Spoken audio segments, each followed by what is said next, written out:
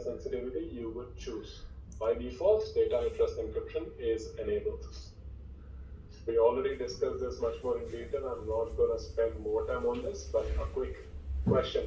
How many copies in LRS, guys? How many questions in LRS? Sorry, how many copies in LRS? 3. That's the right answer. 3 in same data center. That's the point that you need to remember. Same data center, same region. ZRS, 3 also, but 3 in different availability zones, but within same region. Geo, 6, GZ, 6. 6 here is LRS plus LRS. What is GZRS, guys? What are we doing here? If GRS is LRS plus LRS, what is GZRS?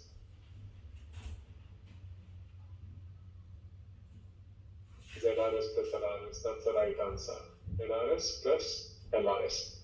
So ZRS means same thing, different availability zones, but same region, which means rather than keeping the 3 copies in the same data center, I'm going to keep it in 3 different data centers. Let's talk about blob storage. Blob, we have already talked about different types of blobs. Blob is your object store which is used for storing vast amount of unstructured data. What is the definition for unstructured data? Video, audio, images, text. All this comes into play whenever we talk about unstructured data.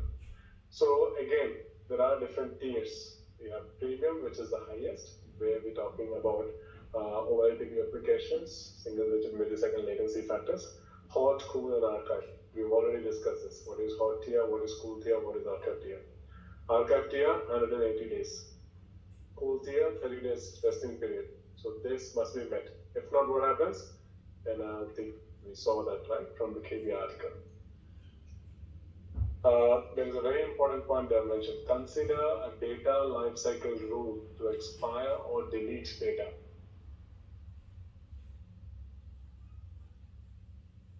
So what is lifecycle rule? Let me show it to you. So basically it's a standard ruling that can be configured on your storage accounts.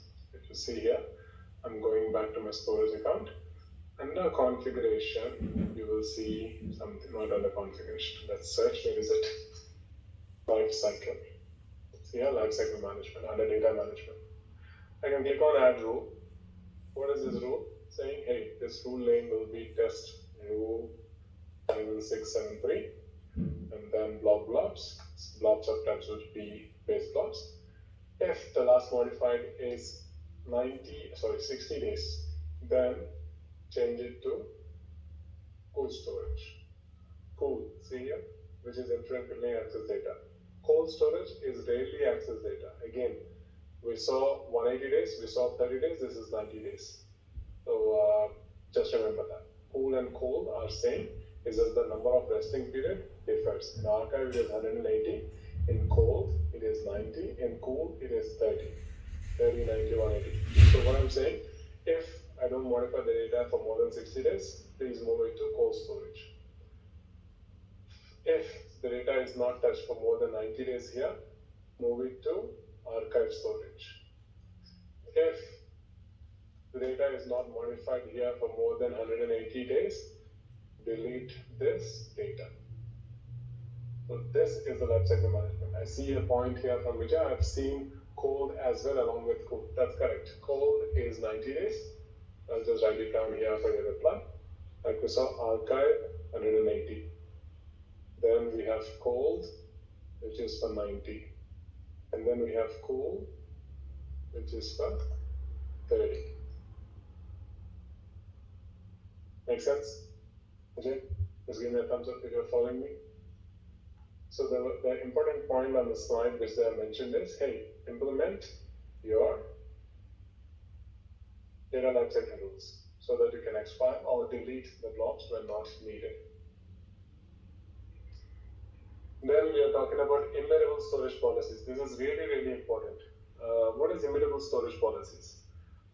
These are like locks on your storage account. With these logs, you can't allow anybody to modify anything. Now the question is, how long?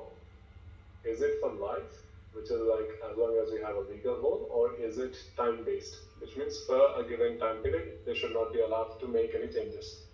So we do a configure this, you go to the container. See here, I'm going back to MHH0302. I will go to containers. I will select the container 51673, click on the three dots, go to access policies. The moment I go to access policy, stored access policy is basically to define permissions. See here, this is what we can use in your SAS, shared access signatures. I'm not talking about that. I'm talking about immutable storage policies. See here, under access policies, there is something called immutable blob storage. So if you click on add policy, it will say, hey, what type of it is? Is it legal hold or is it time-based? Legal hold, see here, each legal hold policies need to be associated with one or more tags. Tags are used as a naming identifier, such as a case ID, categorize, and view records. A simple example would be a corporate sale agreements, right? These documents must be there for compliance purposes, and these documents must not be deleted. They can be read, but they can't be deleted. That's a legal hold. Whereas in time-based retention, the lock on that particular files would be only for this amount of time. After which, they can modify the data, but still they can't delete the data. See here, that's what we are typing. Time-based retention policies, legal hold. Policies only apply to new content. Audit logs are available for you to understand what's really happening. Now, I've given you a very interesting point if you have observed. I've told you that with time-based retention policy, can modify but cannot delete after that time, which is true. Immutable storage issue.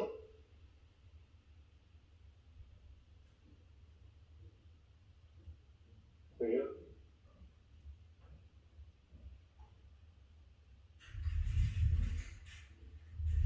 When the blobs object is configured to storage account, it applies to all the blobs, but then account regardless with the legal outcome. Soft delete is another option. Soft delete is basically to keep your data, accidental deleted data for 14 days. It's like recyclable. So that's not what I wanted to show you. Scroll up.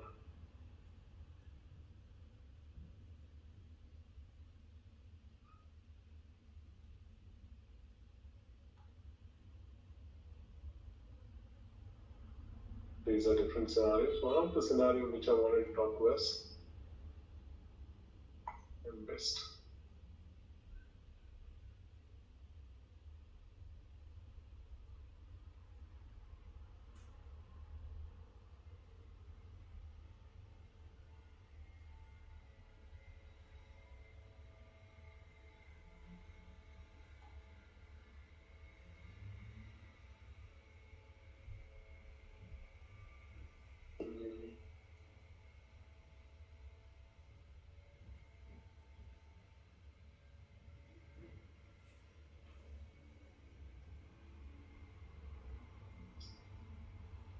Where's the point that I'm looking for? Logged versus unlocked policies. Okay.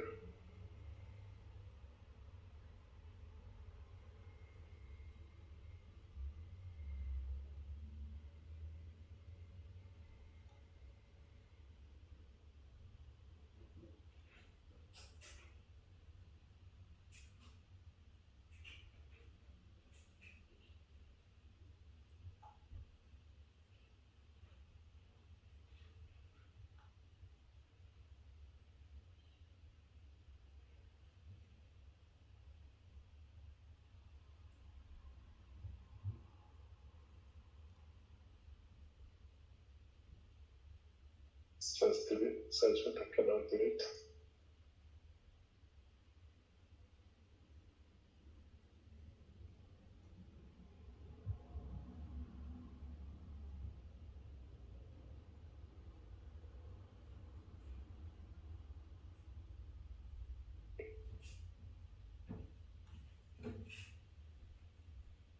Generally speaking,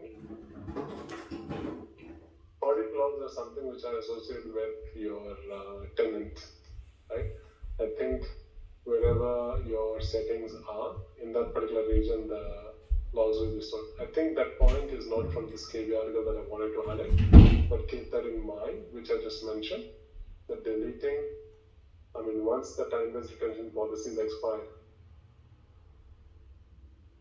okay, after the retention period, objects can be deleted but not be overwritten. This is the point. It's in this article. So let me store this point, and then we just question to answer it.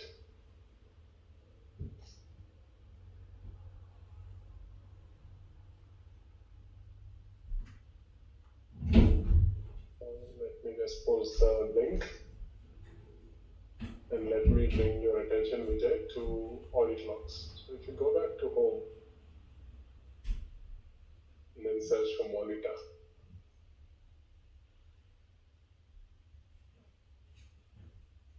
activity logs is what you would use for auditing purposes. What's really happening in your environment? See here, I brought up the create storage account multiple times this morning, right? And then we created a virtual machine validation, whether it failed or passed. Whatever we do, it's available here.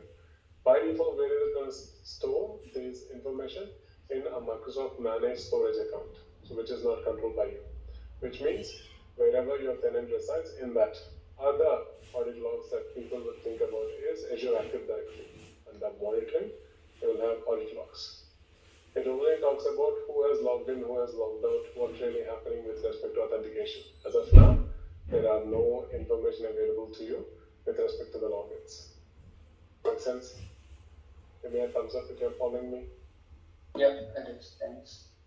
I just referred to in AWS, I think they do send the audit logs back to US, and it's sometimes a bit problematic. Understand. So, yep, Azure files, we have already discussed this.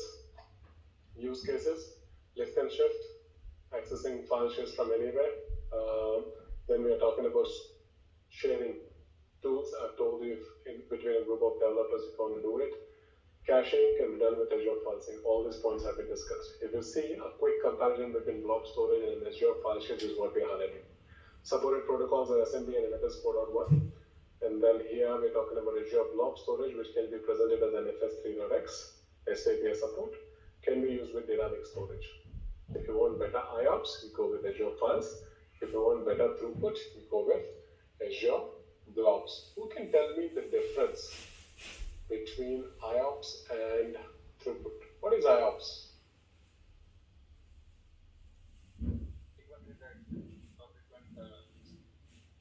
That's the right answer. Read operations per a given period of time or per second, which is right. So if that is IOPS, then what is throughput?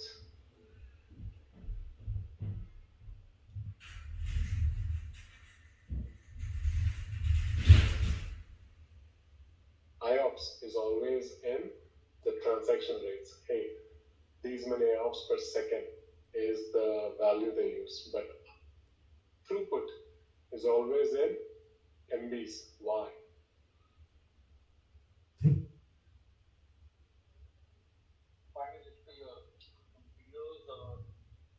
Storage kind of? Almost there. Let's hear it from others as well, if anybody wants to jump in. So for IOPS, you would see a requirement from an application owner or a developer saying that, hey, I need 7,500 IOPS, I need 80,000 IOPS, I need 50,000 IOPS, right? Throughput is basically the bandwidth. That is where we talk about in MBs. So what is the formula for throughput? IOPS into IO size is equal to throughput. Just remember that. IOPS into IO size. For example, when we talk about disks in Azure, a P50 disk would give you approximately 250 MB per second disk throughput. So that's how we talk about, right? A standard virtual machine in Azure can give you maximum throughput of 2000 MB per second. So these are a few things that you must be considered. So wherever they say bandwidth, this is just the master following and skipping that. So wherever they say bandwidth, just remember throughput. Wherever they say number of read and write operations, just remember IOPS. What is NetApp files? what Microsoft did, it partnered with companies like NetApp to give you an enterprise level high performance storage solution offering. But you might ask me, hey Habib, I have Azure file share. Why would I go with NetApp? So this is where we're talking about things like ease of migration, scalability, flexibility, and storage technology. This is purpose built. For example, if you have a media infrastructure, you go with NetApp. Okay, if you have Azure VMware solution, AVS here stands for Azure VMware solution. You go with NetApp. If you are talking about integration with AKS, Azure Batch, and other advanced service offerings, go with NetApp. So I'll just give you a simple example. Okay, there is a very good chart which I can copy over to your whiteboard as well. So if you go here and search for Azure NetApp Azure NetApp files versus Azure files. So the comparison video. Number one, I would say the sizing and then the availability. See here, this is 30 plus region, 40 plus regions offered to you with SMB 2.1, 3.0, 3.1, NFS 4.x test. And here it's dual protocol access also available. Scroll down, you will see the difference in the sizing. So if I go down here, this one is limited to 100 GB minimum share volume size, 100 GB minimum volume share, but maximum, if you see here, it is limited to 100 terabyte, whereas here it can go into 500 terabyte. IOPS also, if you see here, 100K versus 450K. So the offerings are more from NetApp. So I'll just give you this link here for understanding purposes. Any questions here, guys? Just give me a thumbs up if you're following me. In which situation will I go with Azure NetApp file shares? What I'll do, I'll just add this link in the whiteboard as well, so that tomorrow when we open this, we have it handy. Let's go to the section file shares. Yep, see here, comparison link, I've already mentioned it. So coming back to the deck, depending upon the purpose-built solution that you have integrated with Azure, you choose NetApp file shares. That's the simplest answer. Azure disk solution, we have already talked about it. So whenever we say managed disks, they are block-level storage volumes used with Azure virtual machines. These are the types of disks: Ultra, Premium, Standard HDD. So depending upon your workload type, for example, if I'm running an HPC workload like SAP HANA database, it makes more sense for me to go with Ultra Disk because this is a very, very time-sensitive database application. Then we are talking about Premium SSD versus Standard SSD, which is good for most production environments versus environments where you do not have enough or more requirements with respect to the bandwidth. Standard SSD can be used for backup, non-critical, or infrequently accessed information. All these features are available to you. So consider disk type, scenario, throughput, and IOPS to decide which one of the disk type you want to use. Always use managed disks, optimize read-write access with disk caching. Azure disk encryption is enabled by default. Enhanced performance with multiple disks. Network acceleration feature is integrated into it. Can be shared across multiple virtual machines. Security, we've already talked about things like encryption with customer managed keys rather than using platform managed keys. You can also integrate firewall policies. For example, if you go back to the storage account here, I know it's 12 already. I'm going to take 10 more minutes. We're almost there. Let's complete this, and then I'll give you the lunch break. If you go home, as you can see here, storage accounts, and if I go to storage accounts and under configuration, you can see that this storage account is accessible from everywhere. See here, configuration, you can see public access is enabled. And if you go to the networking section, it also says it. This storage account is accessible from any network, from all networks, right? I can change this. Hey, I don't want all networks, but rather I want to go to the networks only which I trust. So I can just go here existing virtual network, and I can say, hey, this would be accessible only from VNet 01. I can say all subnets, and then I can say enable. What will happen the moment I say enable? See here the service endpoint status, it says something like this. The following networks does not have service endpoint enable. Service endpoint enable will take approximately 15 minutes, and after this you can enable this feature. I mean, you don't have to do anything, you just click enable. What is service endpoint? Let's talk about that. And let's talk about why the firewall setting here is relying on that service endpoint. So this is where we go back to the whiteboard. And then scroll down.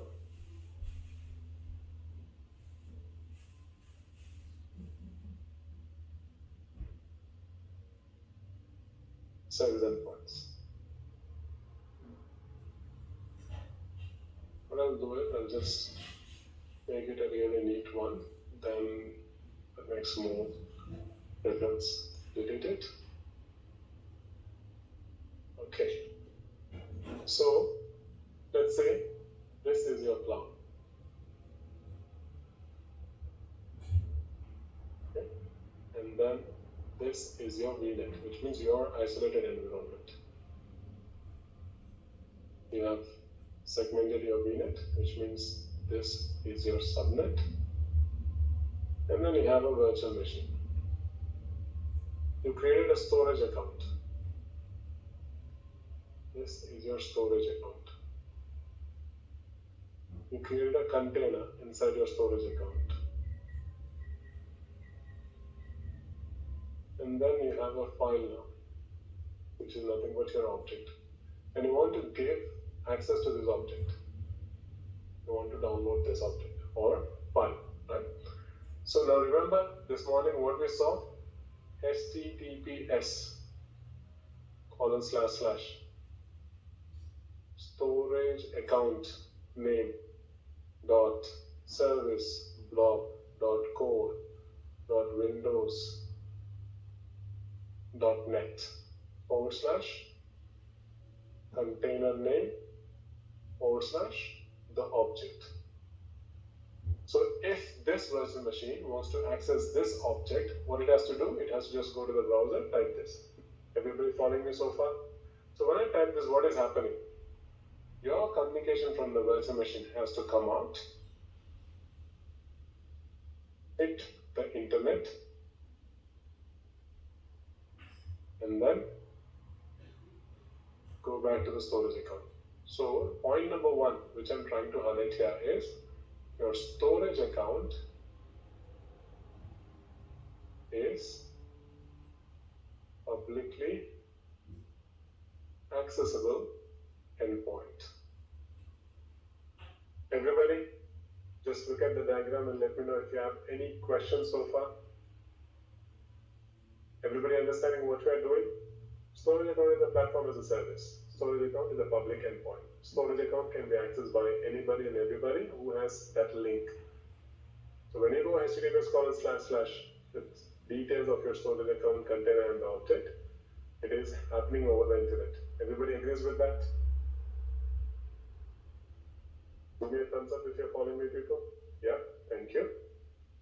So now the point is, hey, is internet secured? Is internet offering an optimized route? What's your answer, guys?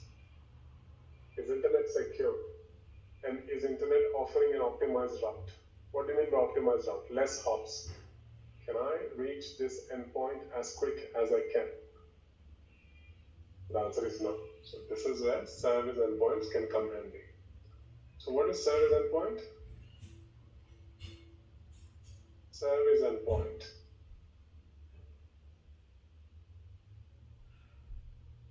allow you to establish communication to your public endpoints over the backbone network of Microsoft. So this is Microsoft's backbone network.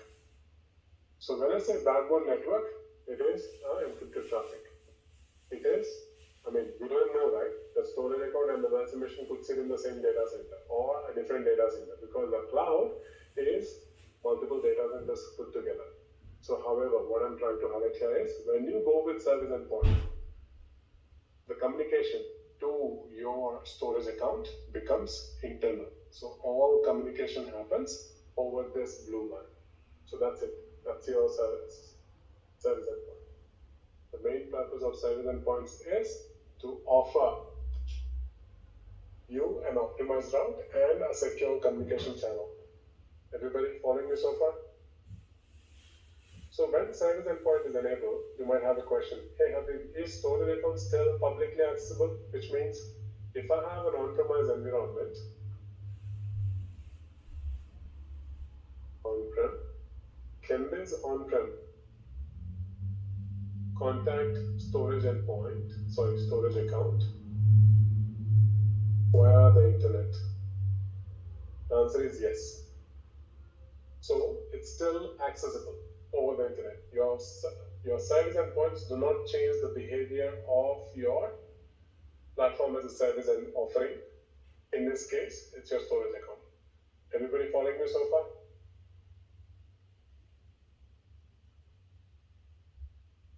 So this is service endpoint.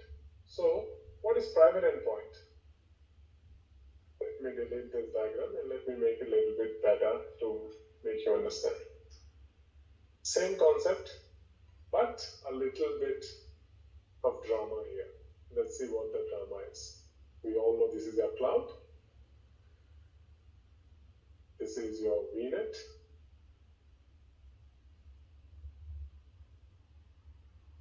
Yep. But it's just that it's internal communication. It's not over the internet. That's the main point that we're highlighting with service endpoints. So it allows you to securely access Azure accounts to your virtual networks, provide optimal routing, and the communication happens over the private IP address in the VNet. So which means your storage account understands the communication is coming from this virtual machine because this virtual machine's private IP address would be exposed. So I'll write down one more point here just to answer Vijay's question. Service endpoints enable private IP addresses in VNet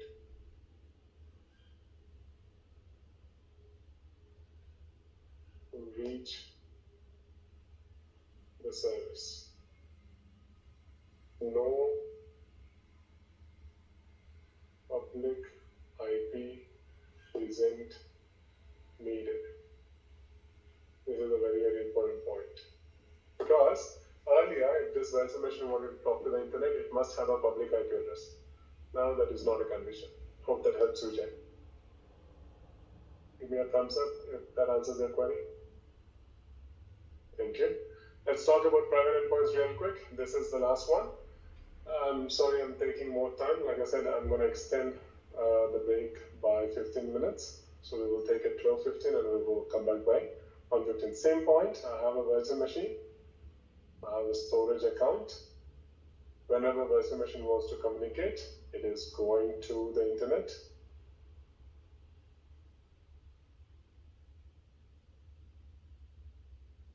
And then it is coming back from the internet. And then we saw how the storage account will have a container, how this container will have a file. File, container, storage account. So when you enable private endpoint, what will happen?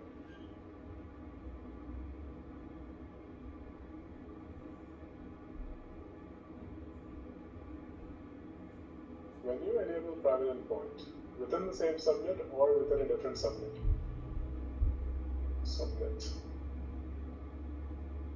we are gonna add a new network adapter.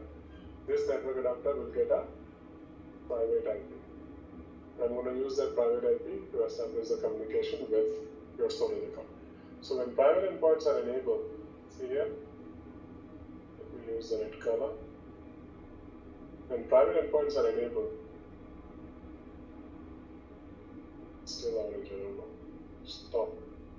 internet-based communication will be stopped, which means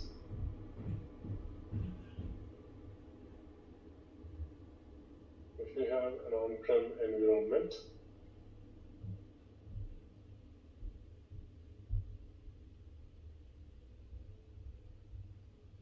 this will be also stopped, which means your storage account now is only accessible to you via a secure communication channel, which means if an on-premise guy wants to access my storage account, you first have to establish a tunnel. How do I establish a tunnel? VPN. So via VPN, they will connect your VNet, and from VNet, they'll go to your private endpoint, and from private endpoint, they will connect to your storage account. This is what we have. So, when to use private endpoint? So, in simple terms, private endpoint is a special network interface for your Azure service. When you create a private endpoint for your storage account, it provides secure connectivity to your clients on your VNet to your storage account. So point to remember here is your storage account becomes inaccessible from the internet. So if you see here, if I say public network access to be disabled, what is the first thing that you see here?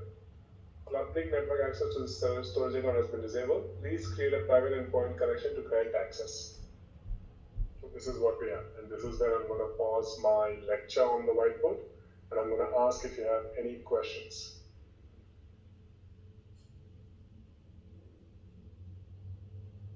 Everybody just give me a thumbs up if you're following me.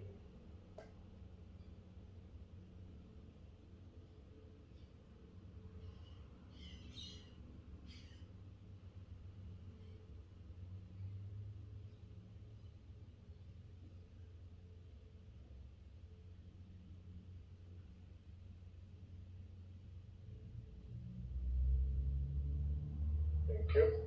Let's get going. So let's hit the deck.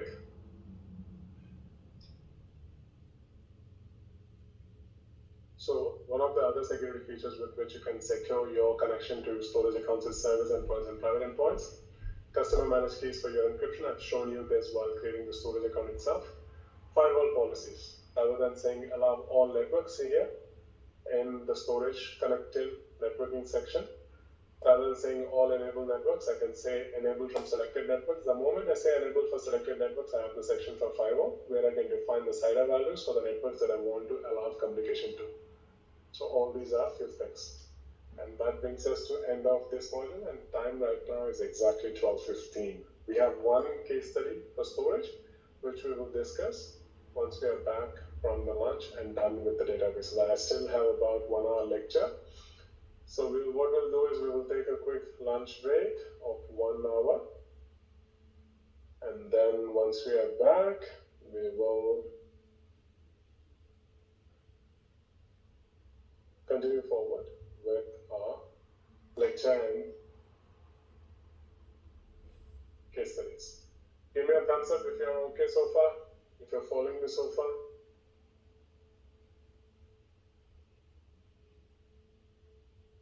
Thank you. So enjoy your lunch break, scan that QR code, be back here in an hour, and we will start with the second module, which is relational data storage solutions, which is where we'll talk a little bit on databases. It will take approximately 45 to 60 minutes of time, after which it's all case studies. Thank you guys.